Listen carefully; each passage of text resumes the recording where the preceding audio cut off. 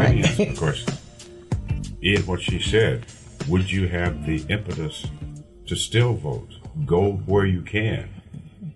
Would you take, as you said, the invitation is inviting. The mere fact somebody says you can't goes back to my time when you had to interpret the whole Constitution before you could vote. Okay? And my father, a high school principal, teaching every day, he didn't know the Constitution. Who does? Okay? So what you're steering up, I think, is important. So my other question to you is this. Okay, I don't know where everybody eats. I have no clue. Because I don't have any... Well, no, my granddaughter's 17. And she's not an eat-out freak. But anyway, I'm okay in my head. Let's say Mr. Gaddy's. Because it's pizza and whatever else and all that. So could you all go to him or go to a restaurant that you choose and ask them, can you hold a voter registration rally? Just the youth, just you.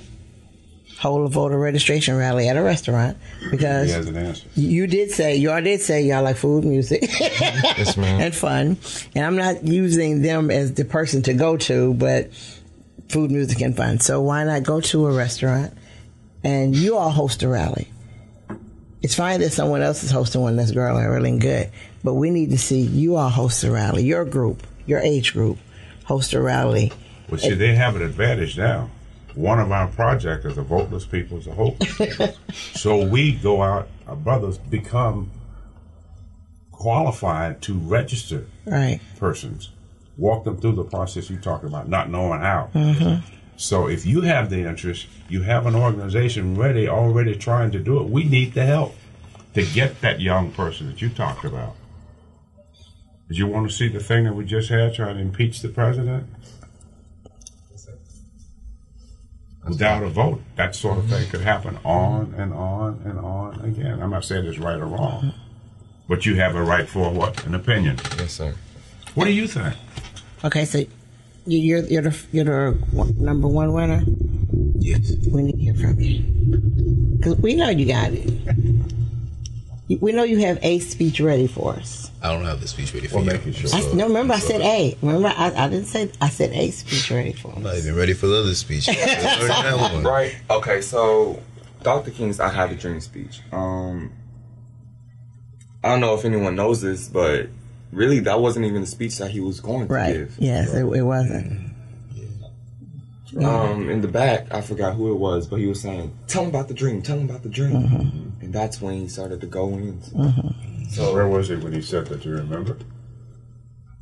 He came out near the Lincoln Memorial, Yes, sir. Washington, D.C., looking out at all of the sea of people. And that's when the person in the back, part of his entourage, says, what about your dream? What about your dream? He was going to speak on something else. But also, I don't know if you know, this year, we have, our voting locations have changed because now we have countywide voting where we can vote.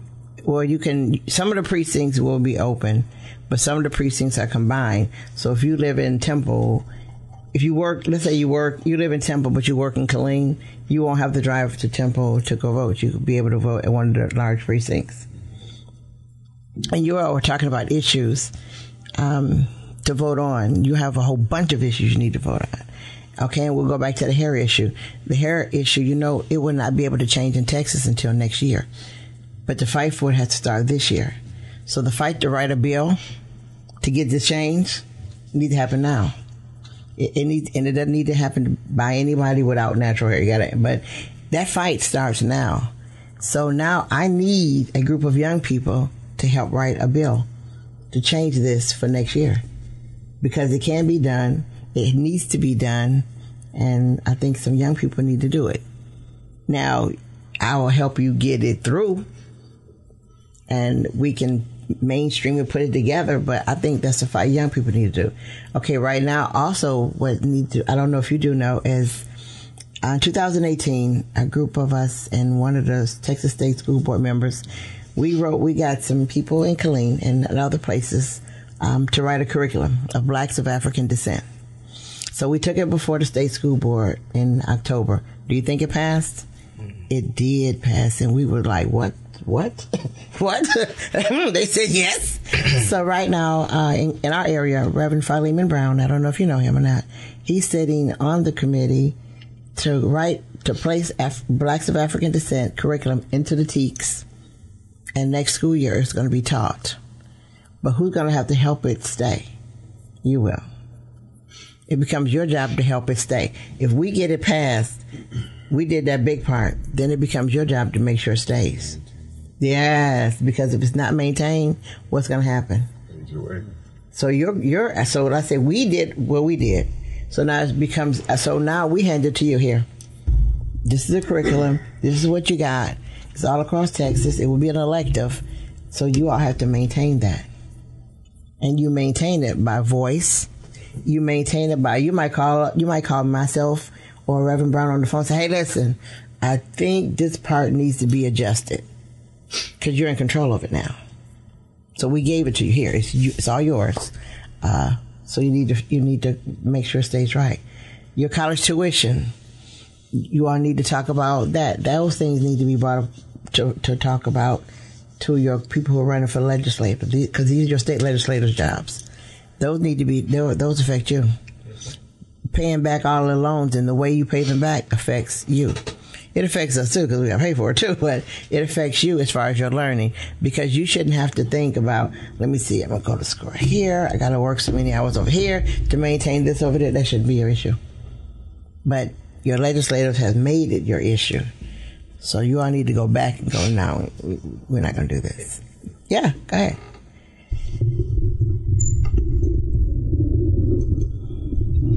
So going back to the topic of learning and education. Yes. As I said, one of the things that does keep the youth from participating is, in fact, the lack of knowledge. Mm-hmm. They aren't exactly aware of the issues that are affecting them.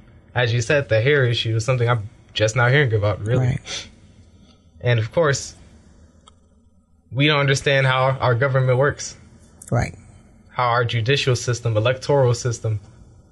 And part of that does stem from our education. Right. I was doing some research recently, and Texas and many states do, in fact, have civics education. But that is only half a year, one semester. If you're exposed for something for a few months, and keep in mind, this is in school, we have other things piled on top of us, math, science, history. Civics, to us, is just another course. It's just another grade. But if we are continuously exposed to it in school, why have civics for half a year? I'm a citizen forever. Voting for me is something I will continuously do the moment I graduate. Yet, in school, I only learned so little about it. I can help you with that. Not help you with it, but I can explain that to you. Alpha Phi Alpha. You get your members of Alpha Phi Alpha to teach you how to go before the State Board of Education and present your case. Because they could change it. They could change because they're in charge of your education. The State Board of Education and your legislators work together. But ask your members of Alpha Phi Alpha to get you all together and get you all, your words right, what you want to say. You go before the State Board of Education in Austin. You sign up to speak. All of you all, everybody sign up to speak, and you defend that.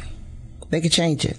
They could change it with one little vote. Now, they will then ask you to help work on it. Because once you get something passed with them, they're going to ask you, okay, now listen, you help us craft this. Because remember, everything has to align in the TEKS. So once you get that done, you're done. So what you just asked for, you're like, okay, we got to do that. Okay, now I got an answer for you. So like I said, go back. We're the source. Unlike what you were saying before, it's not a matter of knowing, it's a process. Mm-hmm. Well, we are already an existing organization interested in what you're saying. And, for example, what do you call it in the school system? Being in the syllabus. Yes. Okay. Mm-hmm. As you said, it's only there for one semester. Should it be like math throughout? Should it be throughout? Well, to change that is, as you suggested, use us. When I say use it, just a matter of coming to a meeting. And that's just like finding out when do we have it. we're more than happy to share that because we're looking at you as future alphas anyway. So like I said, so contact them. Go before the state. No, you're not. Go before the State Board of Education. Here, this is what we want. And we have many alphas or ex-teachers or existing teachers, so they understand what the process you're talking about, the need. Can do. Wow. So a lot of things, like I said, a lot of the things that you all were talking about start with your state board education. Also starts with your legislators. Because remember, as far as we hear, it's our legislators that we need to talk to. We need to find out how their views. And you know what? All your legislators have a Facebook page. They all do. And you all do Facebook, social media. So do they. So you can start, tonight, you might go home and go, you know what? I need to find out what my legislator thinks on this. Boop. And sometimes I emailed one of the legislators. I'll put it this way. I emailed him about hair. I Facebooked him. Asked him what he thought about natural hair, right? Did he answer me back on Facebook? No, he went on Messenger. So what did that just tell me? Now, he should have answered me back on Facebook, correct? Mm-hmm. Because I use social media. But he sent me a message. He messaged me back. So to me, that meant that he didn't want his constituents to know how he felt, correct? Or he could deny that he participated. There's no proof source. Right. So, so to me, that's a negative. Because why you don't want everybody to know? Why you decided to message me back, just me? Mm-hmm. So me being me, I took his. I don't think he understood that I could take his message and put it back on Facebook. I don't think he understood that. So I did it. I put it back up there. And guess what? Guess what I got asked? Take it down. Take it down. Because his now constituents know, wait a minute, she asked you to this way. So I'm holding him accountable. You can do the same thing. You have the power to do it. Why would any politician want to hold young people down when they're going to be the voting source to keep them in power? So you all social media would say, this is what the people are talking about. Maybe I should listen. Maybe I should become a part if they're chatting about it. Maybe it's not just a matter of filling out data. Is it real? If enough people talking about it, it must be, right? So you all have the power today to find out who these people are. Facebook them. See how they answer you back. See what they say to answer you back. You can share that.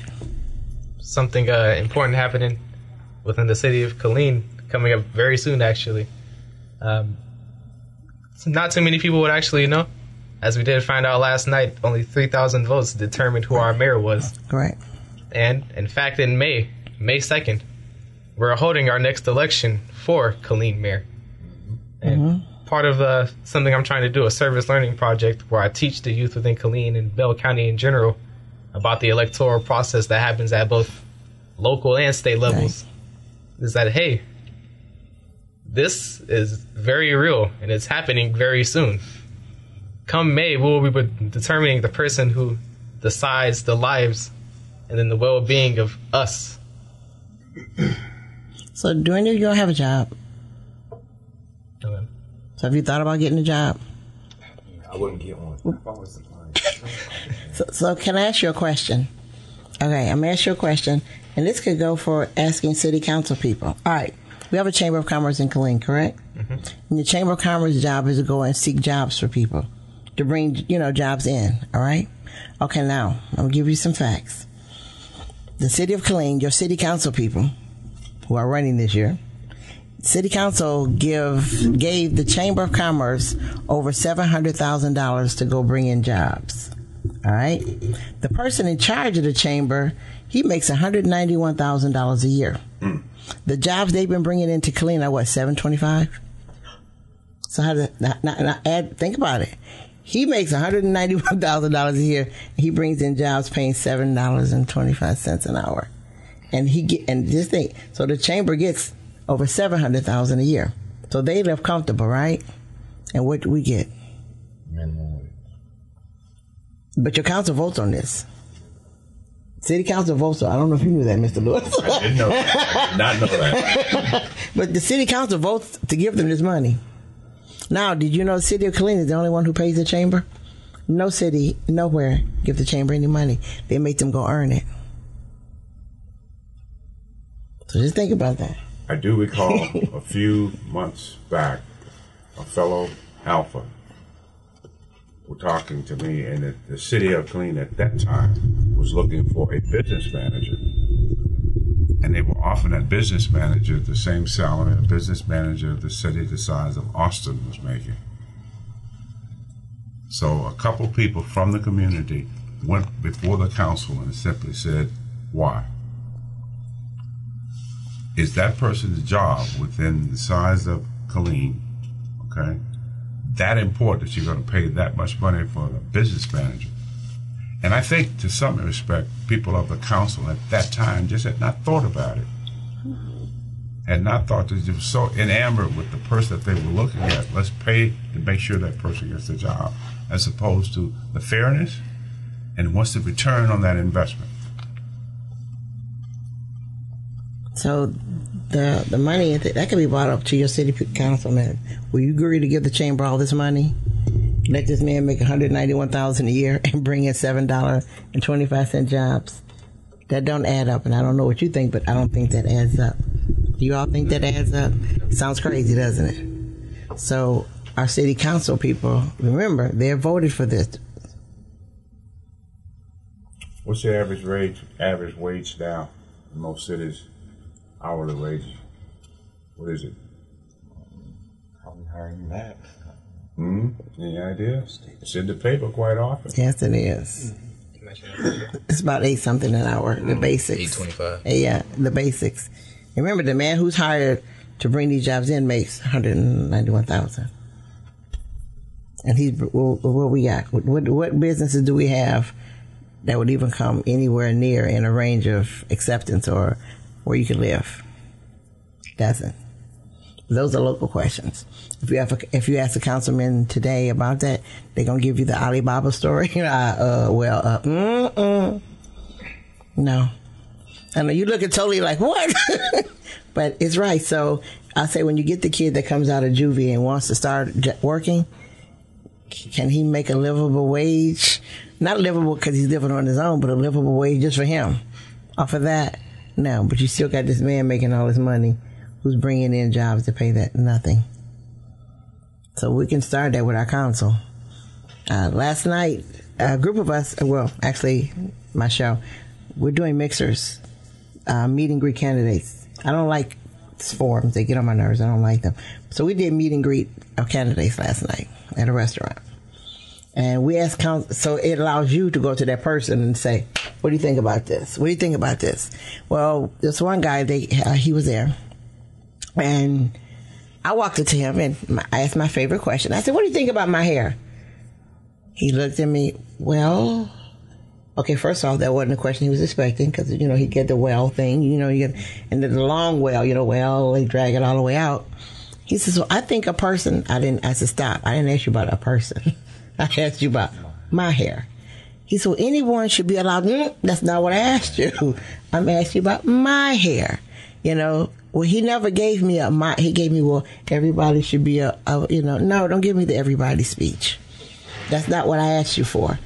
So finally he really admitted, he says, well, I've really never thought about it. He's running for Congress. But having a mixer allowed us to get one-on-one, questions and answers. We had one lady, she's running for an office, and people asked her who can vote when they get out of jail. Can people just automatically vote when they get out of jail, or is there a process? Well, they asked this one lady who's running for office, and she didn't know. I came over, I'm like, what are you talking about? So the lady was talking about people on papers. I said, people on papers cannot vote. They can't vote till they get off papers. She didn't know that, but she's running for office. She's running for constable. Shouldn't she know that? She should. She didn't. So we were able to sit there last night with a card going, I'm voting for you, I'm not voting for you, you don't know this. And it was because we had a one-on-one conversation with the person, or a group, conversation. So we did it. We changed from doing the standard form, candidates form, and just did a mixer, and we picked a restaurant, and everybody ate, but you got time to eat, talk, and exchange, and boy, did we learn some crazy things last night. But we learned mostly that some of these people who run for office, and they say in your preview to do this, they didn't know the answer. Well, this is one thing I'm also thinking about. I'm listening to y'all. Y'all saying a lot of people in these offices, but a lot of these people in these offices do not look like you and I. Correct. That's an assumption I'm just going to make. Take them out. I'm not from Killeen. I'm from Austin. Yeah. And where I'm coming from, most of the leaders culturally do not look like you and I. Right. Which is something I do want to acknowledge. So it's that, how can these people, coming from their circumstances, coming from their environments, relate to our circumstances? Understand how we feel about our head, how we think about certain things, how we feel when we go outside. Right. They've never had to think about these things before. And so a lot of black people were asking them, hey, can you work for our interest? But the thing is, they've never had a reason to actually be of our interest. They want our support. They want our vote. But then when it comes down to it, they're not really down for us. Right. They want us to support them. They want us to get at the things that they need. And then we're coming back, hey, so what about this? What about that? Well, I really don't understand your situation, so how can I really help you? That's how I'm starting to look at things. What you're saying is exactly the same example she just gave. She asked a pointed question, and the person responded with a general question. So what you're saying is very true. The person existing in office does not look like you, heretofore has not shared the experience. So how do you get that experience to the person? I think you'd have to do it very similar to her example. No, wait a minute. I want to know, do you understand what I'm saying about this town, this me, what I'm forced to live with? What's happening in my community? What will you do about that? Not what, is it fair? That's not what I'm asking. Yeah, this is another concern that I had. Why is it that we are such dependent on the people that don't look like us? That's another thing I'm concerned about. We are very dependent on them for our well-being. Okay, I can say this as an outsider. And I mean outsider because I wasn't born in Texas at all. Was not. Where are you originally from? I'm from Detroit. Detroit. We're totally different mindset and different group of people. We're not scared to ask. Like I asked him about my hair, and he's giving me all these answers. You know what I walked off and told him? You're not getting my vote. He was like, you're not getting my vote. Well, for him, that's, who gonna say that? I did. I told him, you're not getting my vote. So you know what? Next time I see him, guess what he gonna have? He gonna have an answer for me. But guess what? I'm not gonna change my mind. You see what I mean? I'm not gonna go, oh, he likes me now. No. When I first asked you the question, you answered me wrong. So we need to hold those people accountable, but we need to ask questions that deal with us. We always ask these general questions. Are you gonna raise my taxes? For real? Seriously? No. What do you think about my hair? What do you think the fact that I might wear African attire to work 365 days and get offended all 365 days? We need to start asking the questions. What are you going to do about the crime on 10th and 12th Street? Why are so many of us not in office? We need to ask those questions to those who don't look like us, so we can bring in those that do. I know, but it's like, I don't know. It's just my outlook on a lot of things. Right. I see that black people said we are very, very dependent on white people for our well-being. A lot of the stores that we shop at, white on. If we want to get some gas station from a gas station, it's probably going to be a white-owned gas station. The paper that we get probably from a white-owned company. Our phones, white-owned. Everything that we get coming from the equipment, coming from the food, white-owned things. So it's like, black people, we have no ownership. So if you have no ownership, ultimately you have very little power. So if we had voices of people, political authorities, black political authorities, who could speak for us, then we'd have some form of position in the government. Well, in Texas, you go to your Black Legislative Caucus. You have a group, the Black legislators, they have a group, and they're called the Black Legislators. That's who they are. Contact them. They're there. They will tell you that they need us. They have lobby day every odd year in Austin. They have lobby day where we go see our black legislators and we had the same conversation. What can you do to help us and what can we do to help you? So we do an exchange. They will in turn tell us, listen, I need to get this passed. We'll say, cool, I need to get this passed. You know what I mean? So we work together with them. As far as strength in our neighborhoods, we need to back and force it. I do, and I'm going to go back to doing them, I do First Friday Black Business Cash Mart meetups. So every first Friday of the month, we're at a different black business. Your job is to spend money. Their job is to make us come back. But our station gives them a free week of advertisement. So we have to go back and do those things that pull forward. Because guess what? People start calling me, Phyllis, it's a business that just opened up. Hey, it's a business. So everybody became part of this, and we were successfully doing it. At that time, everybody realized, okay, wait, hold up. You got a mom and you got a home-based business? People say, well, I can't have one. I said, yes, you can. Group with a restaurant. Group together with another black restaurant. Y'all do it together. So they're like, oh, okay, wait a minute, hold on. Okay. So we started a whole thing going on. Yes, it was fun, but it was also learning. We also did classes in there. I had people teach you how to open up a business with $100. So we did those things, but we need to make them continue. And we need to let people know. We do have what we do have. Okay, in Killeen, we have 2 African grocery stores. Does anybody know that? Heck, I do. I found them. I went looking for them. And I go there, so we do have power. We just need to learn how to cultivate it, right? And utilize it. And when we go somewhere and you say your city council might be majority people don't like us, then change it. Go to this person. Listen, you got a voice, you got this. Why don't you run? Hold that training. Teach them how to run, what to say, what to do.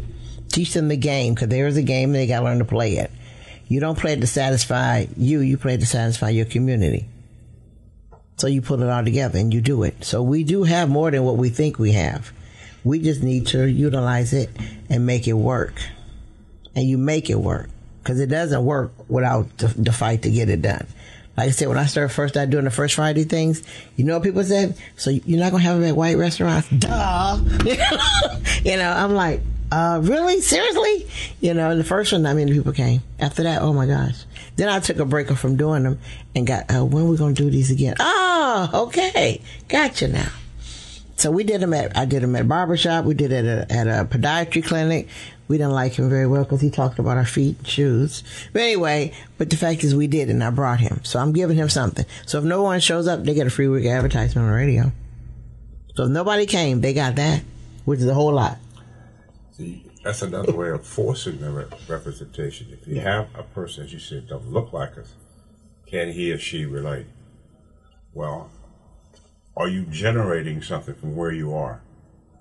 I submit this. I have a small requirement. I have rental property. I can get one of us to come do a job and hope he'll come on time, hope he'll return when he says he's going to return, and do what he said he would do. It's a thing we call doing what you said you were going to do. You're a person, a long time ago, you're a man of your word. I heard a young lady say that you have my word, and I stopped. Well, see, I'm older. It wouldn't mean as much to you. A person say, I give you my word. That means we don't need a written contract. We don't even need a handshake. I have your word. Because if you stated it, it's that important. Now, a person not used to that will not use it. I have a business. I want to stay in business. You sign a contract. Now I have a written commitment. I can come back and sue you. You can do the same thing with the word, because once you lose your word, you will never be used by anyone else of giving you responsibility, because you are not trustworthy. And that's the thing that we've lost, in my opinion. As a starting organization, do we say we open every Monday at 8 o'clock? Do we open at 8, or do we open when we get there? When we get there. You can't do that, man. Okay. Now, if we are not looking at it from a business perspective, in the schoolroom training in business, are you going to stay in business by having odd hours when you open and close? Your customers can't depend on you being open when they need them. Now, long ago, we always had in our community somebody said, come here, let me tell you how this works, and explain it. But is there one there now to explain it to you? What you're getting is from the whole, from the mass media. Okay? I use one classic example. I met a young man from the old Negro Baseball League, and I asked him what he thought about Jackie Robinson. And he shared something with me. That Jackie Robinson, the first black to integrate professional baseball, was not the best baseball player that the Negro League had to offer. But he was the best person to exist in the environment that he was going into, a hostile environment, and still play ball and still demonstrate that I'm capable of just as well as anyone else. So where did that training come from? How did that selection happen? We made it happen. That's what you're talking about. Do we still have that? People of color that could pull you aside and say, listen, before you go out and do this, pull your pants up. Fix your hair this way. Whatever.